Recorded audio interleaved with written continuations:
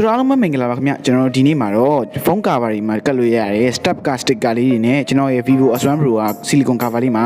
ကျွန်တော်ကတ်ပေးတဲ့ tutorial video ပုံစံမျိုးလေးကျွန်တော်လုပ်ပေးမှာဖြစ်ပါတယ်။ကဲ video လေးကိုစလိုက်အောင်ဗျ။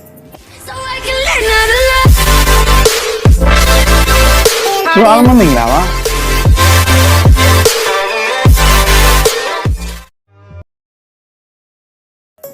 ဖုန်းကဘာတစ်ခုမှကျွန်တော်တို့ sticker များများဆဆကြီးတော့မလိုဘူးခု9ခု10ခုလောက်ဆိုရင်တော့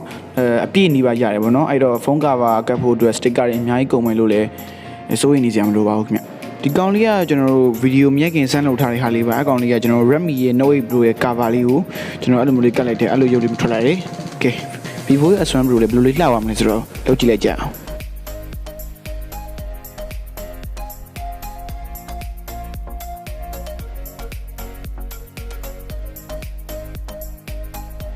ကျွန်တော်ပထမဦးဆုံး sticker စက်ကပ်ပြီဆိုလို့ရှိရင်ကို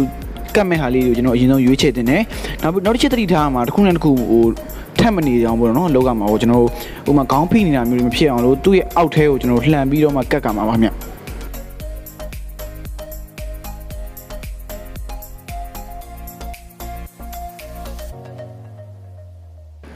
ဒီ cover ရဲ့နေရာမှာလုံးဝနေရာလွတ်မရှိအောင်လို့ sticker နဲ့ဖုံးမှလှတာခင်ဗျအဲ့တော့ကျွန်တော်တို့ cover မှာနေရာလွတ်လုံးဝမရှိအောင်လို့အကုန်လုံးနဲ့လိုက်ပြီးတော့ချိန်ကြီးတော့အဲ့နေရာလေးမှာဆင်ပြီးလို့ဆိုရင်အကောင်လှန်ပြီးတော့မှအတူရဲ့အောက်ထဲကိုထည့်ရမှာဖြစ်ပါတယ်ခင်ဗျ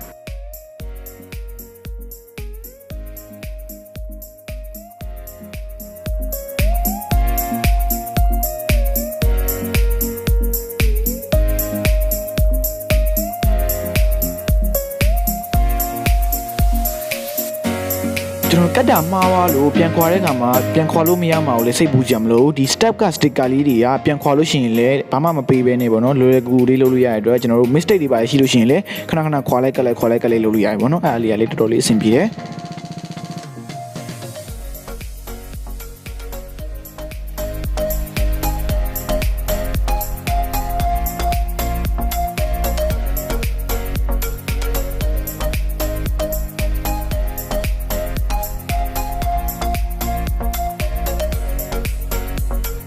ဘာဟောအကုန်လုံးကတ်ပူပါပြီဆိုလို့ရှိရင်တော့ကျွန်တော်ကင်မရာပေါက်ဖွင့်တဲ့အပိုင်းကိုရောက်လာပြီပေါ့နော်ကင်မရာပေါက်ဖွင့်တဲ့နေရာမှာကျွန်တော်တို့ break ဓာတ်တစ်ချောင်းလောက်ရှိအောင်နဲ့အဆင်ပြေတယ်ကျွန်တော်ဓာတ်ထက်တဲ့ဟာလေးဆိုရင်လည်းအဆင်ပြေပါတယ်ကင်မရာပေါက်လေးဖြတ်တဲ့နေရာမှာတီးချာလေးဖိပြီးတော့အားဆိုင်ပြီးတော့ဖြတ်ပြီးတော့လိုတယ်မတိမကျပဲလုပ်လို့ရှိရင်ကျွန်တော်ဘေးနားမှာအသားစားလေးထွက်နေလို့ရှိရင်ဒါတိတ်ပြီးကြည့်လို့မလှပါဘူး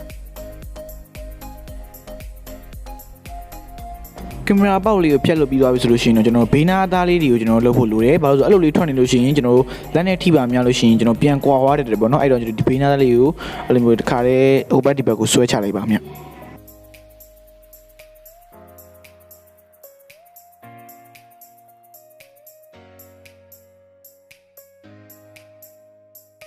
ဒန်ဒါလေးရတော့ကျွန်တော်တို့ sticker tutorial video လေးရဲ့ final result ပဲဖြစ်ပါတယ်ဒီ video လေးဖြစ်မြောက်ရေးရကျွန်တော်တို့ step sticker နေပြီးတော့ sponsor တွေပေးတာဖြစ်ပါတယ်ကျွန်တော်ဒီလို sticker လေးတွေလိုချင်နေဆိုလို့ရှိရင်တော့ step sign မှာတွားပြီးတော့ဝယ်ယူလို့ရပါတယ် sign တွေကတော့ကျွန်တော် Junction Square စံရိပ်ငင်ကမုံပွင့်မြန်မာပလာဇာလှည်းနန်းစင်တာတွေမှာလည်းတွားပြီးတော့ဝယ်ယူလို့ရနိုင်ပါတယ်ကဲဒီလောက်ဆိုရင်တော့ကျွန်တော်တို့ရဲ့ tutorial video လေးကအားလုံးအတွက်အဆင်ပြေမယ်လို့လည်းမျှော်လင့်ပါတယ်